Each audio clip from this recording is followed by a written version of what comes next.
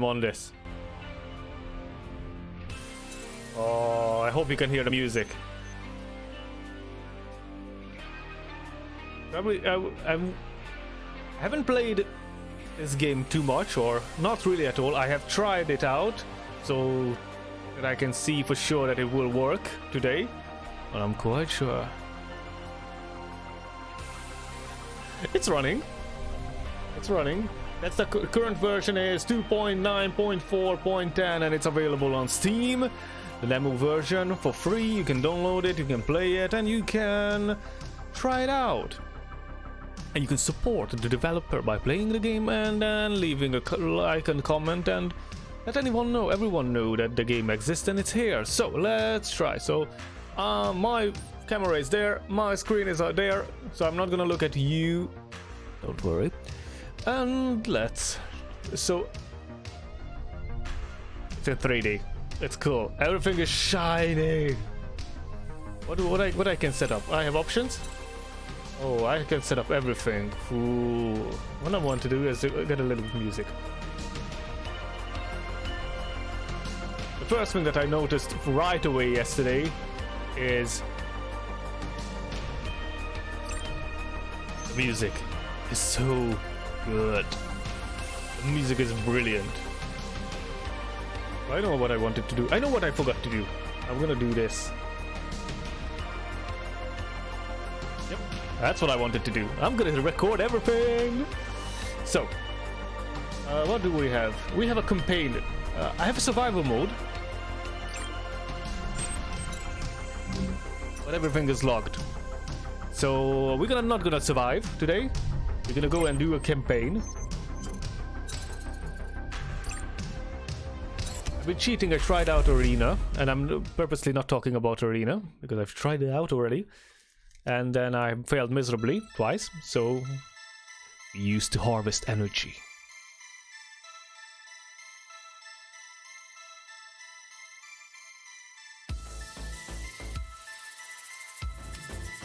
But this attracted spiders.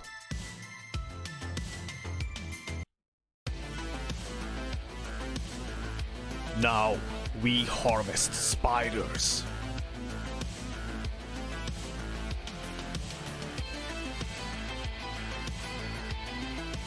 Whoa, hello. Okay, hello, we're in the game.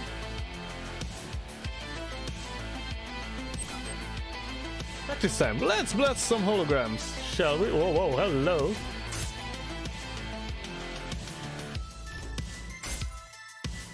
Ooh, hello. Where did my bullets go? Follow the curve. Whee! Oh wow, hello. Oh, and I'm stuck.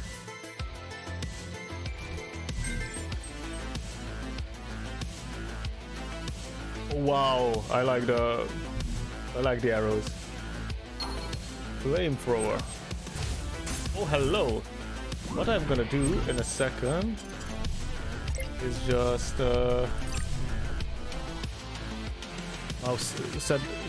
lower the mouse sensitivity. It's a bit sensitive for me. All right, no, maybe my game is mouse is a bit more. So W is the aim, yeah, buttons, let's do buttons, overdrive, oh wow, okay, primary weapon, next weapon, fire, dash, ooh, so many buttons, okay, I have not memorized any of those. Let's resume. Burn.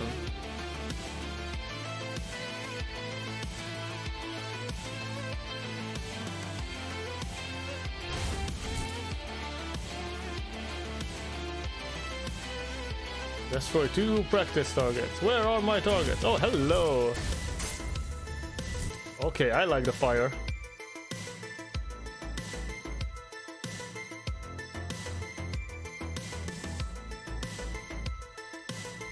Is there a way for me to...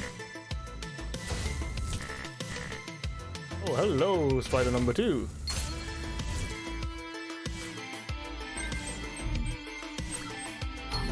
Oh, I have laser now. Oh. So that bounces off.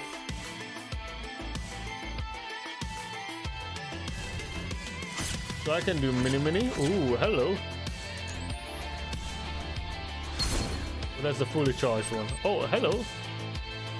I can go down. Oh, hello. That's scary. Okay. So I only have the blaster now. Let's do it for real.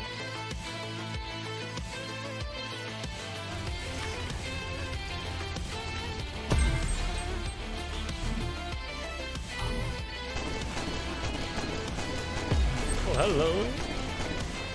How many weapons are in this game? It's amazing.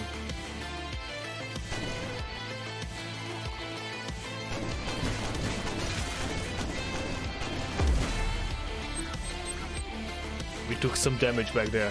Let's grab some health.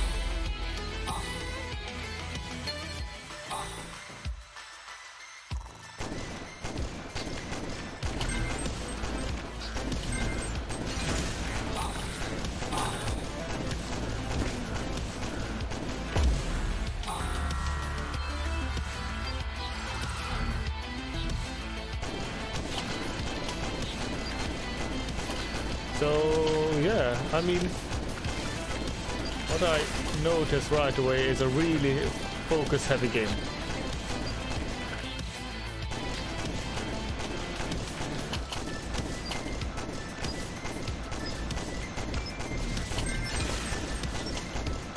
I have something there. What happened? I lost it. Survival. What survival rampage? What?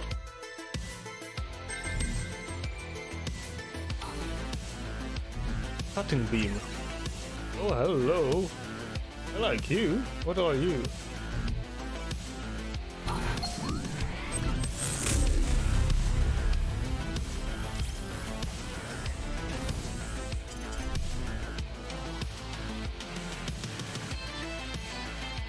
Oh. Okay, it ended. Alright, it ended. Campaign days 46,000, it's 4 minutes. It was by the 33, total harvested 0. So harvesting needs something else, something that I don't know of at the moment. And I had killed some spiders, and I'll continue. Now I have an overdrive disc. I love my job. Like they need more. Lead me over that strip. I need to learn to read. That would help. That would help quite a lot. Ooh. Let's put this new overdrive system to good use. First step, charge it with energy. Get your energy. Okay. Cool.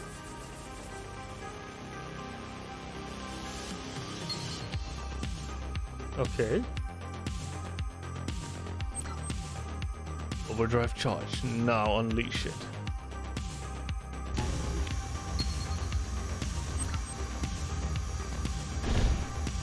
All weapons are better with overdrive. Oh, hello.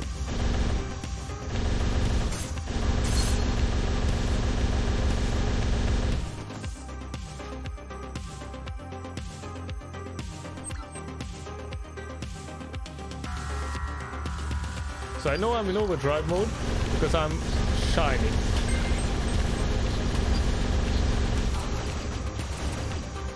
Pulse laser, okay.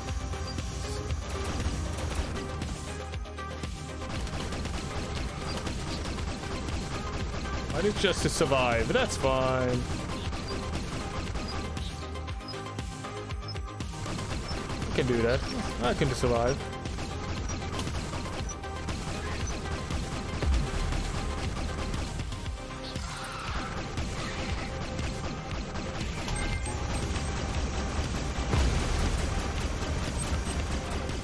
Scope is showing radiant spider. We don't want to spook it.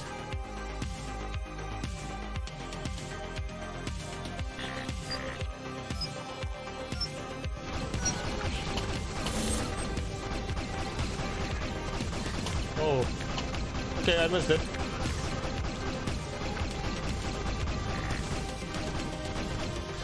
I need more energy.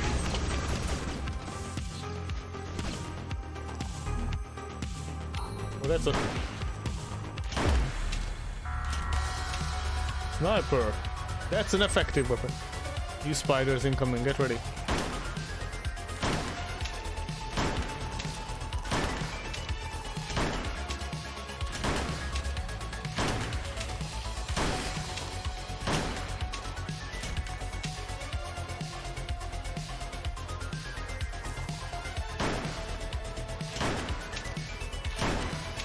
Is this a Mobius strip?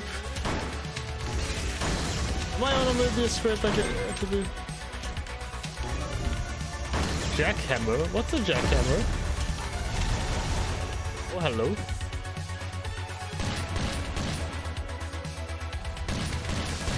Centipede. Because one spider is not enough in itself.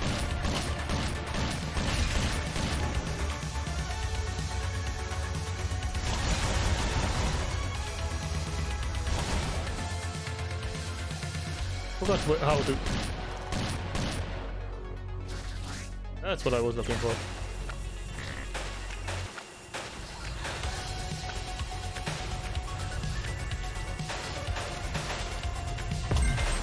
Come on, little bug.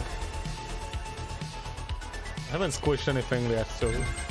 Come on, little bug.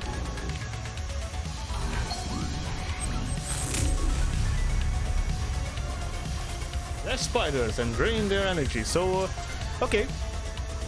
So the whole system is, well, the whole campaign mode is basically a big tutorial. I mean, up till now, that's for sure.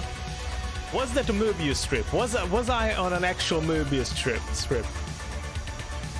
Or does it just feel like it? Can the developer tell me?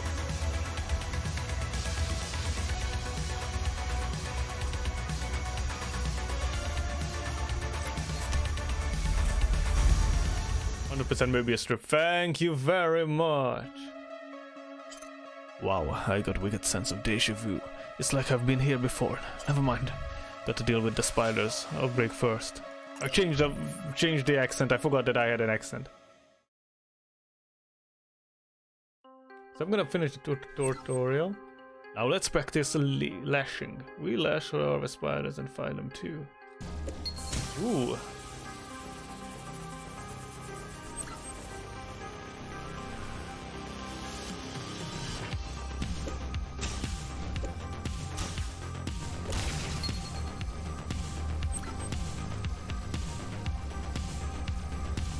Okay.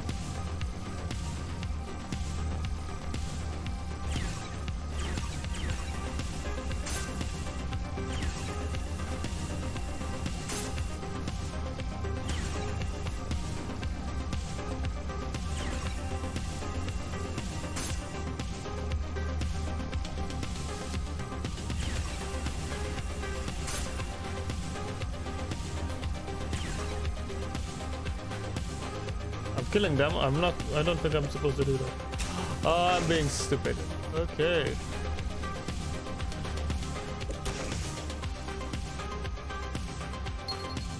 Cool.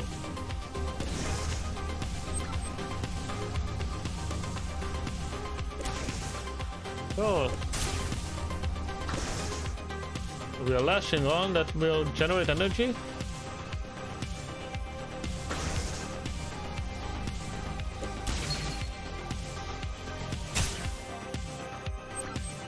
Now to harvest a full wave.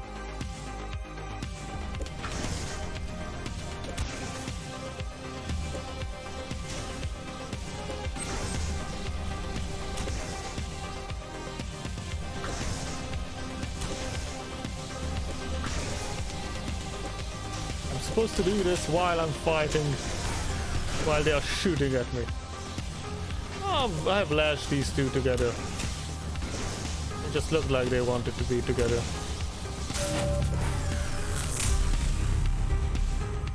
Override charged. Try putting lash. Sometimes I don't look at the chat because sadly harvest spiders. Come on, baby. Come on, boys.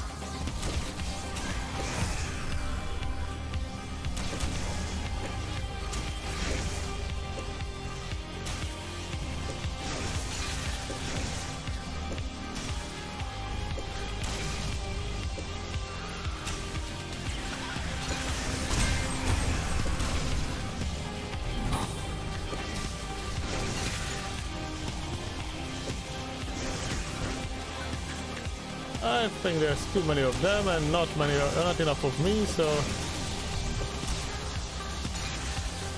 let's move on. Yeah, why not?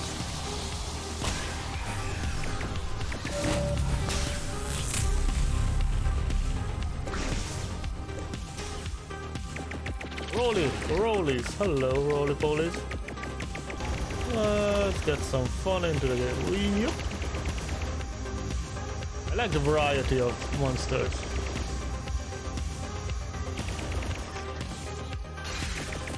That was not friendly.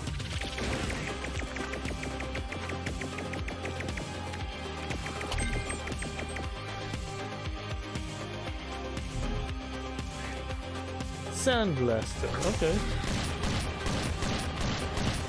That's the jackhammer.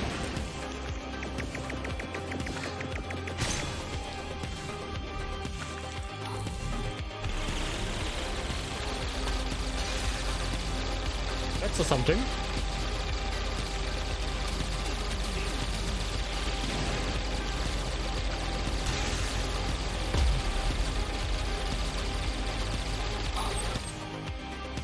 Looks like a bit of radiant spires.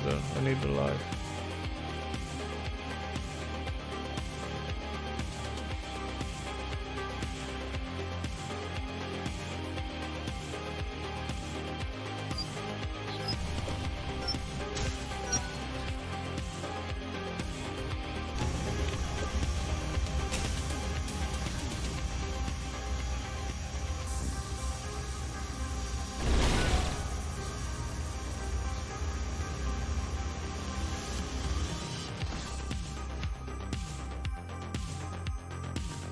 Looking for the radiant spiders.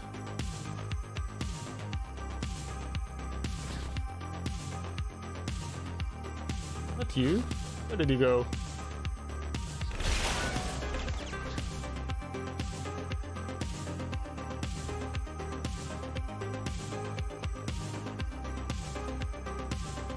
I see you.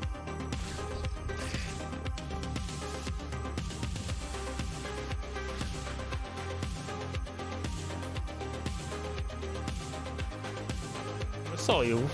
Thought I saw you. Where did you go? Oh, you're not friendly.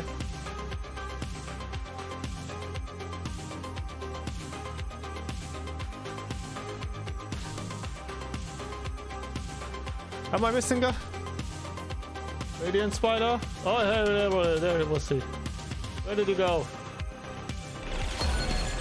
Cool. Now get that radiant energy. Ooh, hello.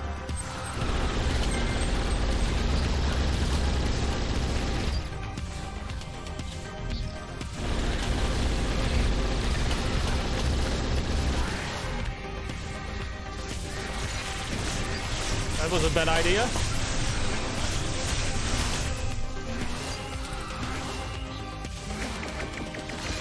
That was a bad switch of weapons.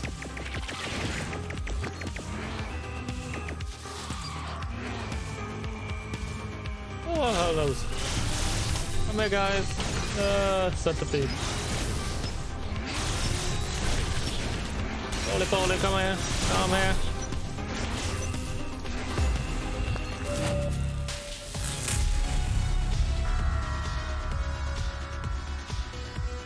Destroy one large spider. What is a large spider? What do you mean large? I've never seen a large spider before. Come here. Oh, come on. Are you a large spider? We're not that large. Ooh, hello. You're not large either.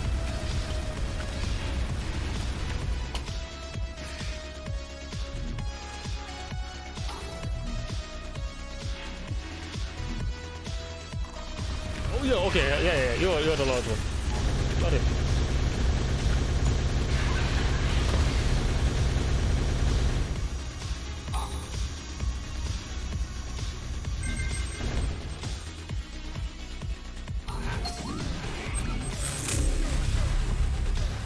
Dash. Fast dodging, deflecting, and lash striking. Alright.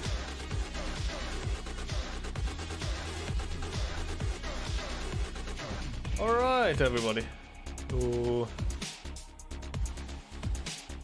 do we want to have our lovely developer in the stream right now? That would be nice.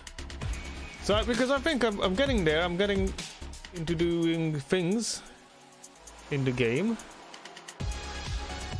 and I think we would like to have a bit of a chat, if that's all right with everyone. I'm gonna make the music. I have to make something, the game music, little bit low. So what's gonna happen is I'm gonna go into stream on the Discord channel,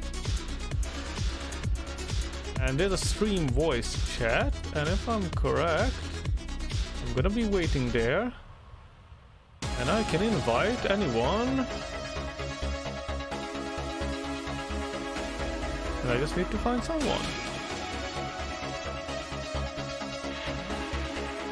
Oh no, that's not.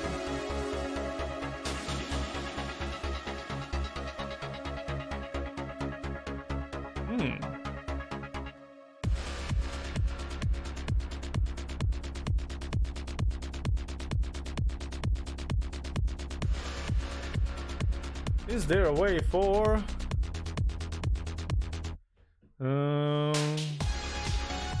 Hello. We talk it. Hello. Can you hear me? I can hear you. Someone pulled you in, I think. Perfect. Alrighty. I think I can hear you and I can see you and everything is fine. Well, give me 1 second. I'm just gonna make the game music a little bit lower, just so we can hear each other a bit better. Let's go in the options. I love that everything is there and everything is at my fingertips. So I'm gonna make the... and I think we can hear you. Excellent. Well, I'm right here, and I'm glad the options menu is working. Yeah, everything is working. Everything is working. So, would you be so kind and lovely just to introduce yourself a bit, so everyone can hear who you are and what is this game about? Certainly. Well, first, thank you for having me and playing. And I'm Andrew. I'm one half of Only by Midnight. My other half is my wife. We started this company about a year ago to basically make fun games, not unlike this one. I've got a big background doing game design for serious games, so think like game style simulators for training construction equipment. I've got a whole line of VR crane simulators and stuff like that. But wow. At the end of the day, energy spiders were a lot of fun, and so this is the little hobby project on the side that started growing some roots and turned into a real company with Jennifer. Wow, that's good. That's brilliant. I mean, keep it in the family. That's, you can't get any better, can it? So, oh, it's been lovely. Why spiders? Because Jennifer, so I had kind of the 2D to 3D mechanic going on. So kind of classic shmup shooting stuff on surfaces, it's very similar to what we have. And I was all proud of myself. It's like, I've got a game, this is sweet, we're gonna put it up on Steam, make some money. And Jen's like, why are you shooting things? What's going on here? You need something interesting to shoot. And so she actually suggested the phrase trans-temporal space spiders, and you can see how she got involved in the project. Giving the name idea, that's more than enough to get someone into a project, or... Yeah, it helps when she's been involved in the prototype for a long period of time, just kind of watching and poking. And she's a writing background and a business background, so it's been really good. I've been doing the development, and she's been doing kind of the everything non-development. That's brilliant. That's brilliant. The developer always needs someone who's into everything else. Yes, there is so much else. To all the solo indies out there, it's terrifying. Like even just having two people, it's already so many plates in the air. When I tried that game, the first idea was like arachnophobes might not enjoy it, and then after like 5-10 minutes I was like, no, arachnophobes would love this. You're actually against the spiders, and you have the chance to beat them. Yeah, there's a lot of blasting the spiders. I think that works fairly well. and they're not super spiderific. Like I've seen some other games where it's just kind of like nope. Like have you seen that Kill It With Fire indie game that's coming out? Oh, that looks amazing, but would totally freak me out. Where these guys are just more, they're like the what is it? Starship Troopers bugs more than they are kind of like little things that would freak me out. Yeah, but, that's me personally. So, I mean, going for Starship Troopers, that's a good reference, or that's a good inspiration to get from. It's a classic. It's a brilliant movie. What else was I thinking of? Oh yeah, obviously the whole curved space. So how did you come up with this? Because it works. It's brilliant, and it's disorienting, but it works. It started, actually, we did some work with a light mapping tool, made a light mapping tool. And so I was doing a lot of time thinking about surfaces, and a concept that came to mind was maybe like some sort of game mechanics around sampling lighting on a surface. And that ended up not going anywhere, but I had that bug in my brain about some sort of 2D game on a 3D surface. And what ended up is pretty much a fairly straightforward 2D game. This is a very simple twin stick shooter, very similar to Geometry Wars in many respects, but it's mapped to a 3D surface, and that gives it just this really weird sort of twist to it. And like the way the laser beams all warp and deflect and all that, like it's not quite 3D, it's not quite 2D, and it's something different, and we kind of ran with it. What and you just slayed Fred. Sorry? You just slayed Fred. That was Fred. the boss. I slayed Fred. I didn't even notice how close was I to die. Like, I had one life left and was like, okay, we're lucky. I don't know why we are still alive, but it's cool. I'm happy with it, you know. That's good. That means that it's not too easy, not too hard. Although the nightmare difficulty gets insane. We have one tester who's been working with us, and yeah, I think I managed to get like 400,000 points on survival in Nightmare, and well, suffice to say, he broke my score system, and we have 64-bit scoring for a reason. Oh, wow. How did... Okay, what was before it? It was 32 so before was... Yeah, 32-bit int, and that goes up to 4,300,000,000 and change, right? So, yes. I know that Curve Space can support, like, say, 1 trillion points. I'll never get that, but I know it supports it.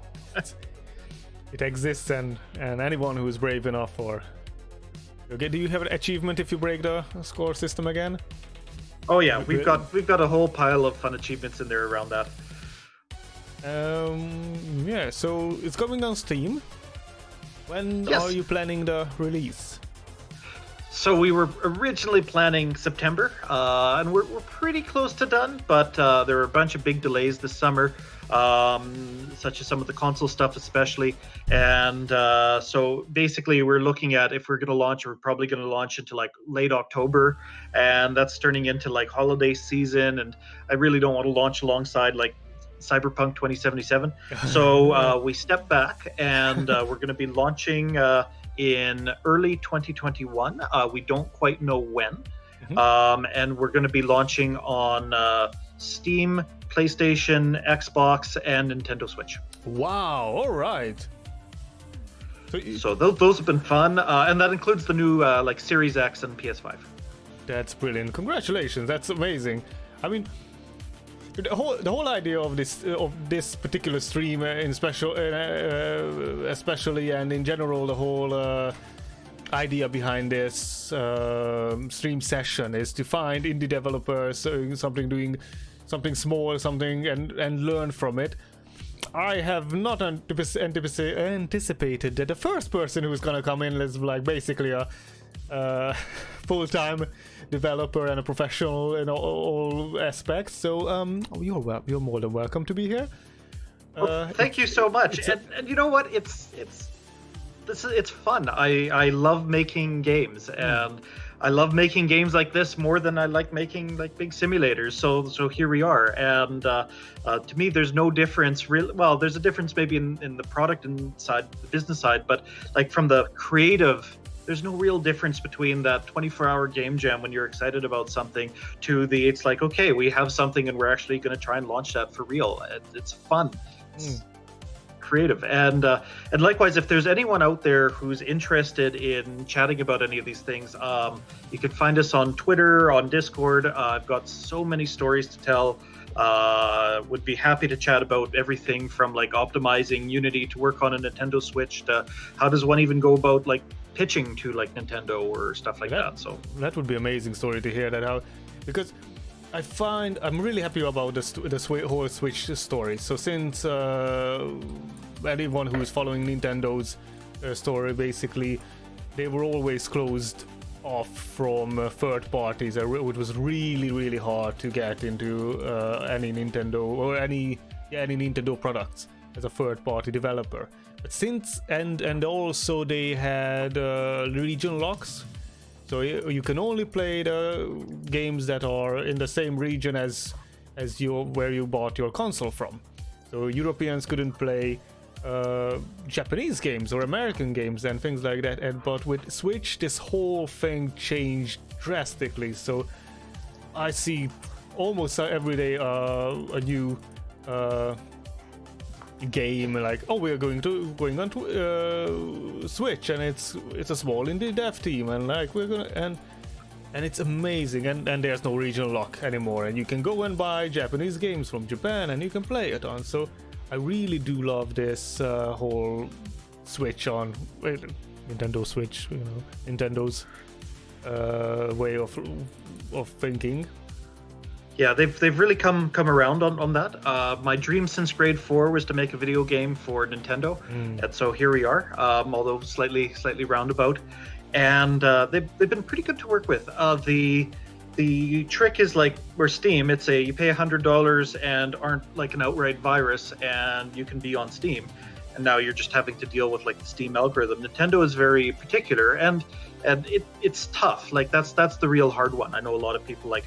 I apply and then Nintendo declines or turns them down. It's very much almost like a publisher sort of deal to get on there. And so that's the real trick. And one of the big things is like, I think they just don't want it to be a burden. So they want to see that the game is solid. They want to see that the concept is solid and it's appropriate, is something a little different. And also like technically it's a fair bit of a challenge. Like I leveled up as a programmer a couple times going from PC to the Nintendo Switch hardware. So I could see where the average like Unity Steam game or Unreal Steam game would have a lot of difficulty running on the Switch. So there's a bit of an extra, they don't want problems. They don't want to burden their support staff, I think.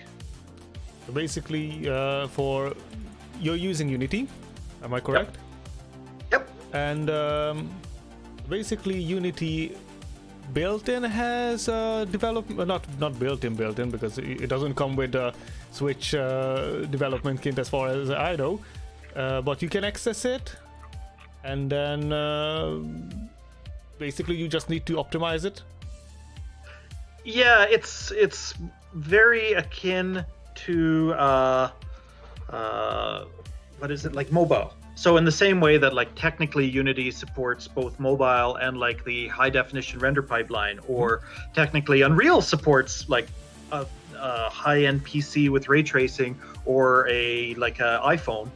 Yeah, the engine will run on both, but you're not going to be able to run the same game on it. And there's a lot of interesting gotchas on that performance.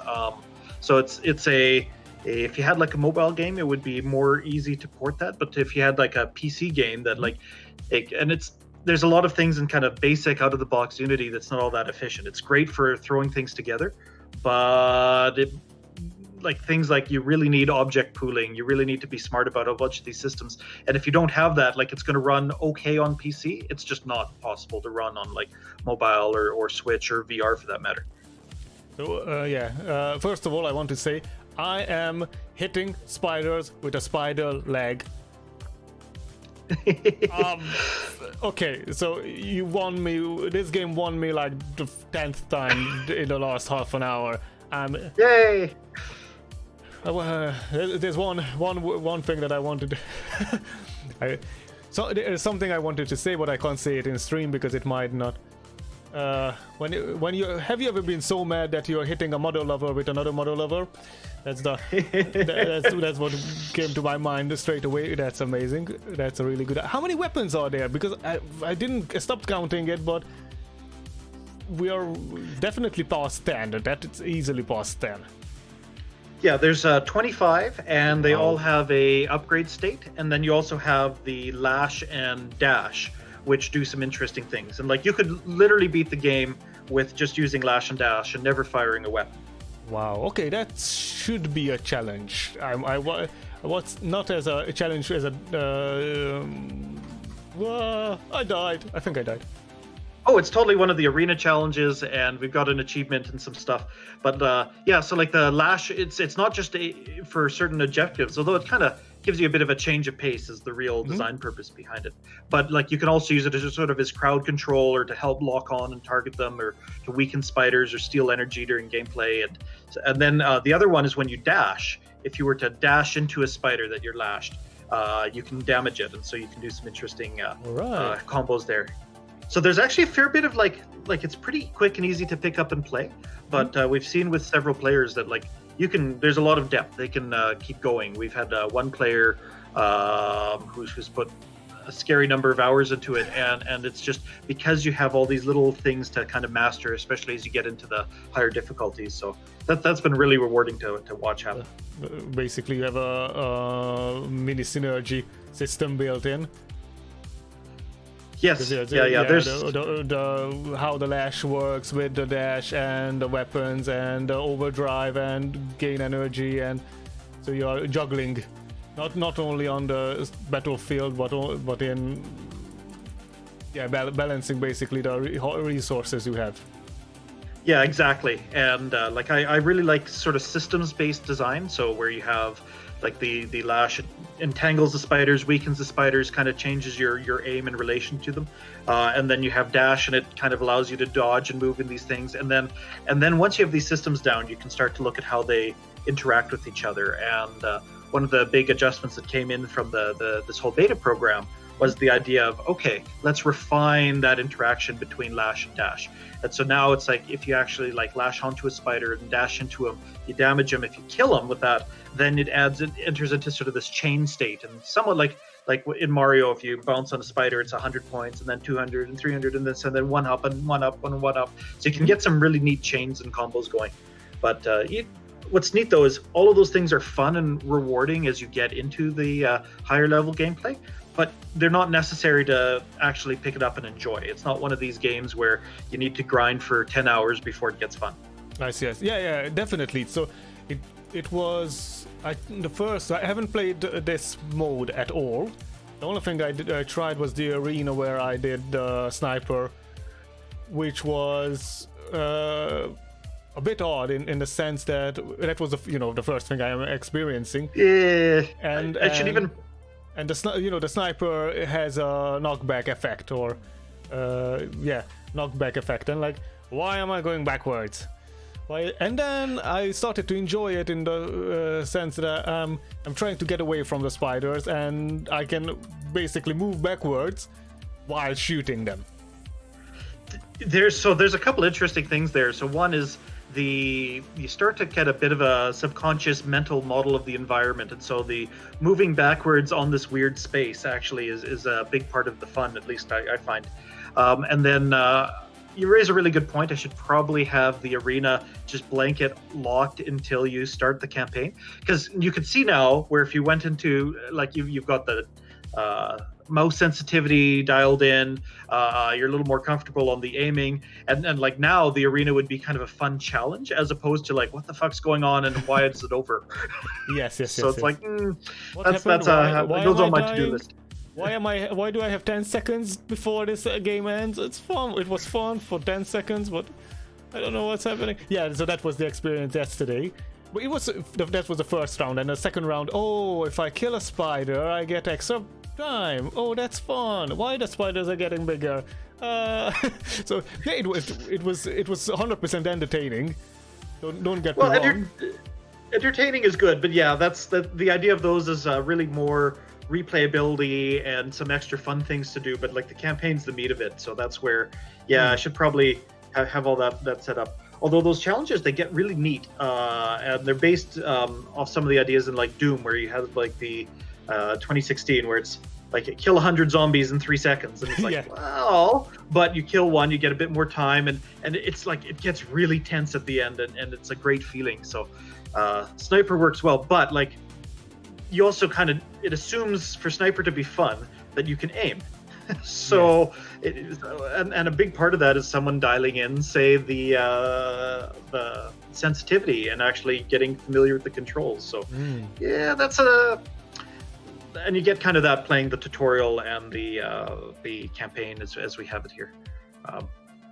There's so many stories on this. This has been a fun one. It's a really fun project. How long have you been working on it? I've got some prototype ideas that go back, I think the very first attempt in a really, really shitty way was back in like 2008. But in terms of, so there's been basically 3 prototypes of this that didn't, not a ton of work, just more kind of exploring certain parts of the concept.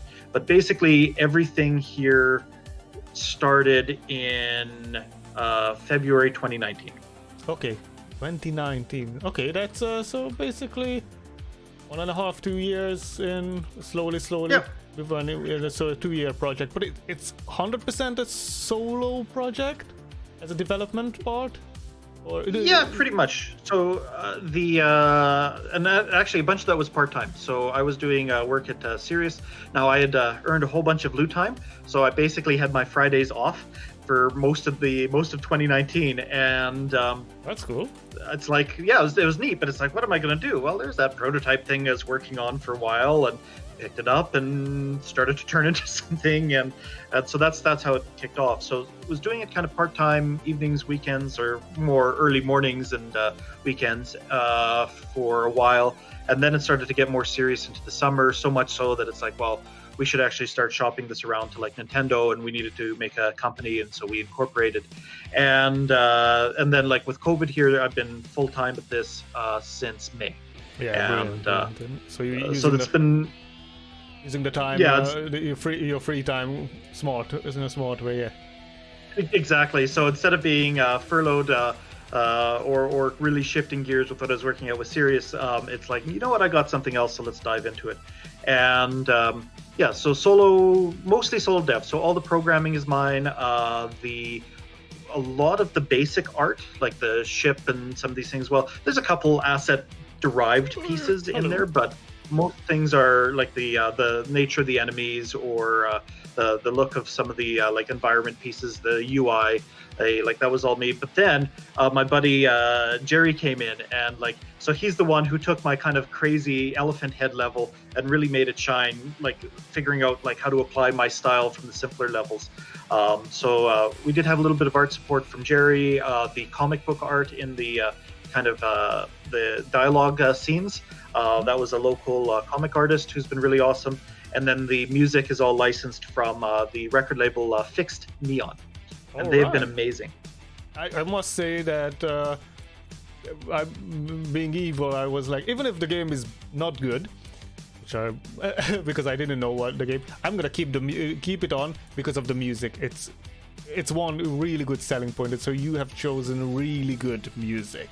That was the first thing, I opened the menu and like, okay, that's gonna be good. Thank you so much. And yeah, the music has been like, that's a huge part. And so I was listening to a whole bunch of that sort of synthwave cyberpunk music in the background, great programming music, and it started to color the game. Like the game started spontaneously growing Tron lines on everything, and a purple sky with a yellow eclipse and all sorts of crazy madness. And so it came to the point where it's like, this game needs this style of music.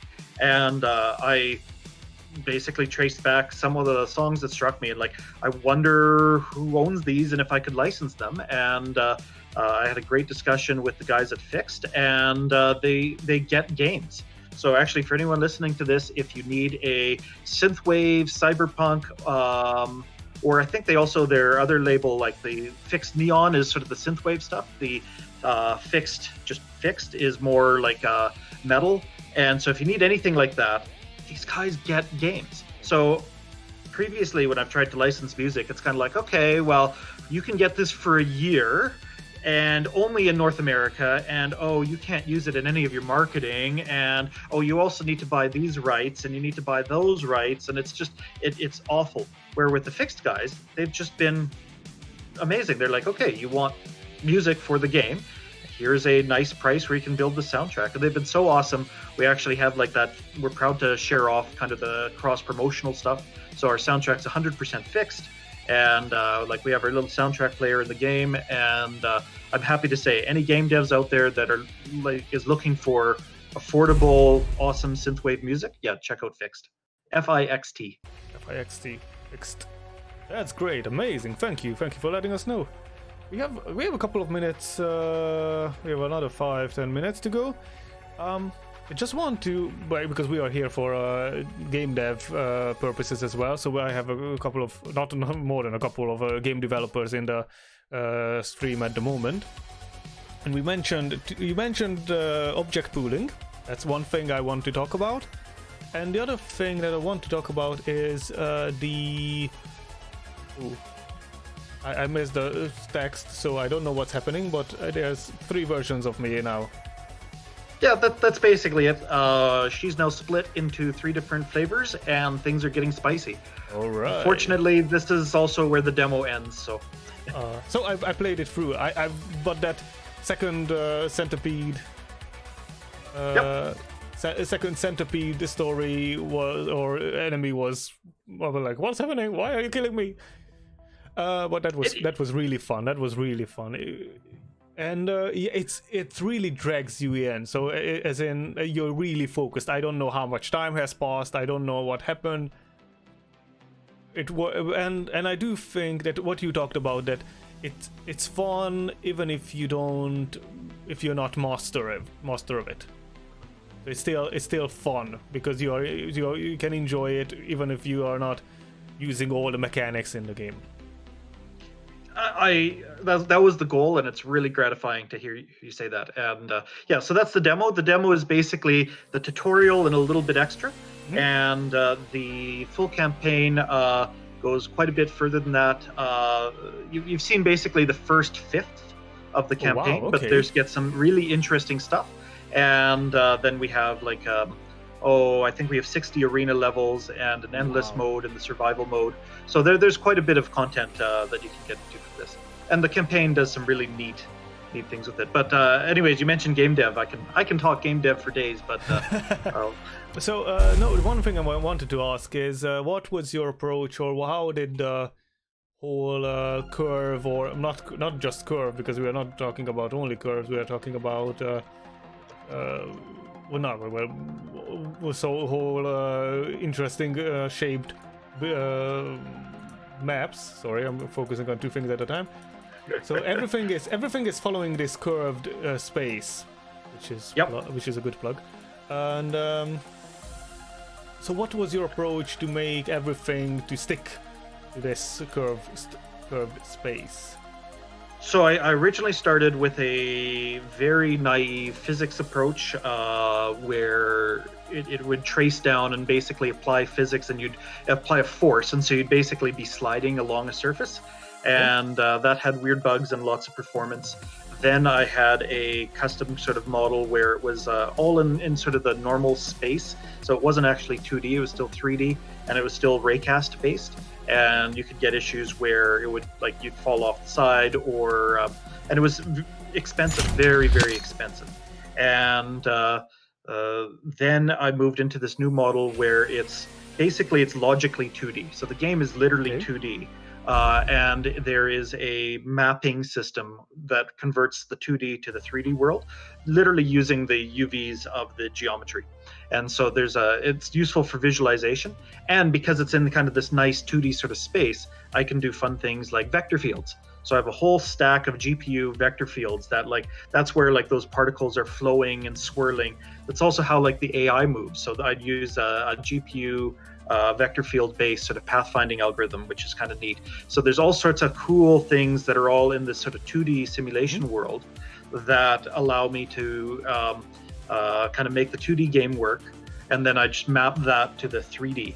Now, there's some exciting tech that allow me to do that performantly, and also, if you've ever done UVs before, there are seams, and so seams made this really challenging because I basically had to make crazy physics game Portal.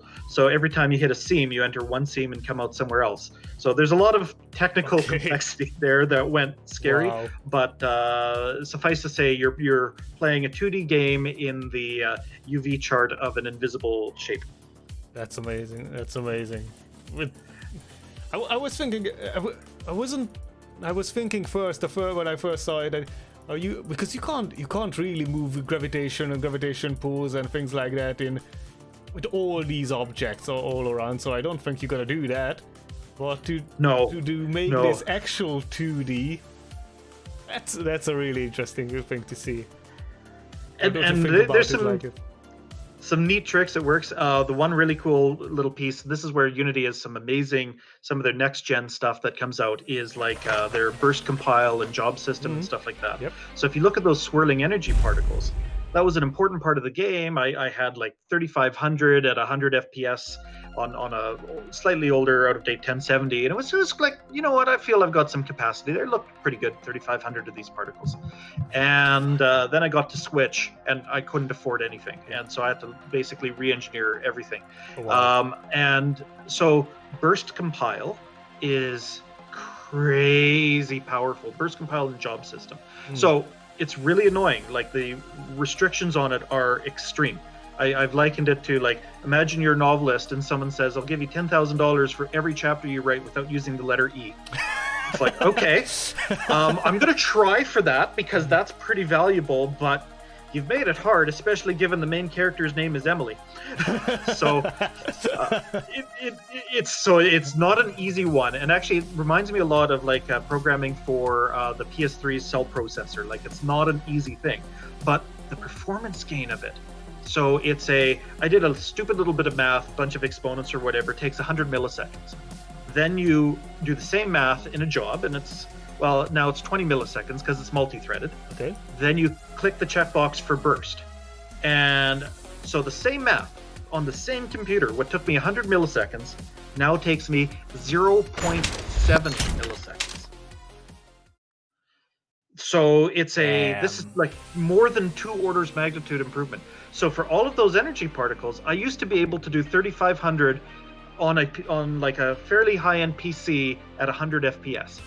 I can now do 250,000 at 300 FPS in the editor. In the editor, wow. In the editor. It's like crazy powerful. And like, that's not just particles. I'm also generating, so like, I'm not even using the particle system for that. What I'm actually doing is every frame, I am processing 250,000 of these things, and then I am creating geometry. So each one of those little particles is a triangle. So not a quad, just a triangle. And the tip of the triangle kind of lags behind, so it distorts and does all these things. And then I'm taking this mesh of a few thousand vertices, and then I'm just dumping that into a native array that goes up to the GPU. And all of that is scary powerful. And so it's like, I look at like their new entity component system stuff, and like, I'm not sure if I could wrap my brain around a full game in that model, but there are some very, very powerful tools. And if you especially needed to do some like highly repeated things or highly performant things, and like everything in curve space that's performant is now using burst. So the spider leg placement, the way I'm reading back from the GPU, the particles, the projectile intersections, the laser intersections, all of those things are there. But there's some weird stuff because like one of the big limitations, you know, that letter E thing? Yep. You don't have access to the Unity API. So you don't have raycast. So I actually have my own data structure for the geometry, and I wrote my own raycast. But guess what? When you write my own raycast, it's going to be slower than physics. But when it runs at 2 orders of magnitude faster, it's pretty damn cool. And so I have my own raycast that does all these things. So it's like like the burst stuff is not an easy thing to do, but like you couldn't just have 100,000 raycasts going on a normal rendering thing, right? No chance whatsoever, no. Yeah, wow. It's amazing to think how strong this job system is. It's really, really, really powerful. So limited, but powerful. And again, to yourself or anyone listening to this, I'm always happy to talk about this stuff. And if you're interested in like where to get started on that or what might be a good problem for that, because like a third of Curve Space's cool technology is GPU, and the other third is really burst and job. And so it's kind of like somewhere between those two powerful tools, and I'm always happy to help share what I've learned there. That would be amazing. Thank you very much. The other thing that you mentioned, and I quickly just want to tap on it, the object pooling. If anyone on the stream doesn't know what object pooling is, so basically you have objects in your game. You have a lot of objects in Unity. I think most of us using Unity, or some. I know that some streamers or some people are using Godot engine. But basically, when you're playing the game or when the game is running, you are creating objects dynamically. You want to create objects dynamically. You want to have your spaceship to be able to shoot, and you have your little rockets or lasers or whatever, and those are can be individual objects if they do certain things. But creating all of these objects every single time throughout the whole game is really expensive and it's really slow. And so what you want to do is have a array, not necessarily a fixed array, but like a dynamically a bit of stretchy array. So you want to have a fixed number, but if you want to add a couple more, then you can do that.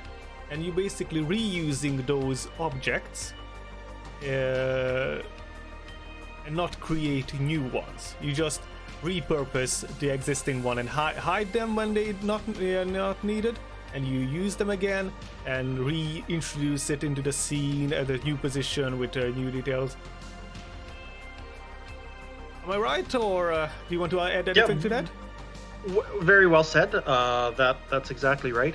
So every bullet, all these things that they go on. So the bullet, it fires and then it hits a wall, and then basically I turn it off and I reinitialize it, so I reset its state when I turn it back on. One of the big things I've learned for object pooling in Unity is the initial instantiating them can be very slow. So if you have sort of pre-initialized, that's good. So when we start, I basically have a reasonable maximum number of all these things handy, although it scales up. So like if you somehow exceeded, there can be more. So that's been an important one for removing hitches. The other interesting side effect of having all of these object pools is basically it forces all of these things to load. So that might not be the best on, say, a mobile device, but like on a PC, forcing that 100 megabytes of memory of all these things, everyone's got the memory and it just removes hitches down the road. So that's been nice. And then the one lesson that I learned fairly hard here is, so my object pool, I think, ends up having about 1,300 objects of all types. So that's every bullet, all these things by default. Wow. So I was just creating those when the game starts. Mm-hmm. Well, it's fine. It adds maybe a second to the loading or whatever, but it's fine. You saw the loading. It's not the problem there. Oh. But I was finding that Unity kept crashing. And it was crashing in really weird ways. Basically, like, if I'd left the editor for more than 10 minutes, I'd have to like save and reset things. Otherwise, I'd push play and have like a 20% chance of hard crashing. And wow. Like, it was just like, what the fuck is going on? And it turns out that there's probably some weird memory overlap sort of thing going on there. But like, Unity doesn't like instantiating tens of thousands of things at the start all the time in the editor at the very least. And so I did some really weird reworking of this because it was all based around a dictionary and you can't serialize dictionaries. But basically I just have, with nested prefabs now, it's fairly lightweight. It's a 1,300 instances inside this nested prefab, and I just basically like load nested prefab, and it avoids that crash. And it causes everything to load and everything to be ready, and it works really, really well. So yeah, if anyone is doing the classic kind of like, I'm just going to instantiate hundreds of objects, and now I'm starting to notice that Unity is crashing. Like, Unity should not be crashing in the editor unless you're doing something weird. If you're noticing Unity start crashing, red flag there. All right, that's brilliant. It's brilliant to know, and thank you very much for your time and energy and all the all the stories and all the ideas you are giving us. And yeah, and if anyone look up Curved Space. You are on Twitter. You are on everything, I'm guessing. Oh yeah, we're everywhere. Look up Only by Midnight. We're there on Instagram, Facebook, curvespace.com. We have the same demo that you played on Xbox, All right. through Xbox Live, as well as Steam, obviously. We have like an itch page and whatnot, but those just link to Steam. And we really appreciate the follows. We appreciate the wish lists, especially because it's just. I'd like to think we've made something fun. I hope you agree, and I want people to play the game. And now we're fighting that algorithm, so it's every wish list is just one more chance for someone to see this game, and we truly appreciate it. Thank you, and thank you very much, everyone who wants to try and kill horrendous robot spiders. This is the best game. If you have ever had any problems with spiders, this is the best game to do it. And yeah, I don't know what to say. Thank you very much, and please check them out. Send them all the love and all the things that you would like to see in this game, and wishlist this game. And thank you very much for being on the stream and giving us the opportunity to see your game. Oh, at any time. Thank you for playing it. Thank you for chatting. I love talking game dev. To anyone listening, hit me up on Twitter or Discord. And if you're ever doing anything dev specific streaming wise in the future, like you want to talk about pitching to a publisher or how to write an object pool system, you know where to find me. So this is cool stuff. I love what you're doing here, and I look forward to actually watching you play these other games. So this is going to be fun. Thank you very much. All right. Thank you.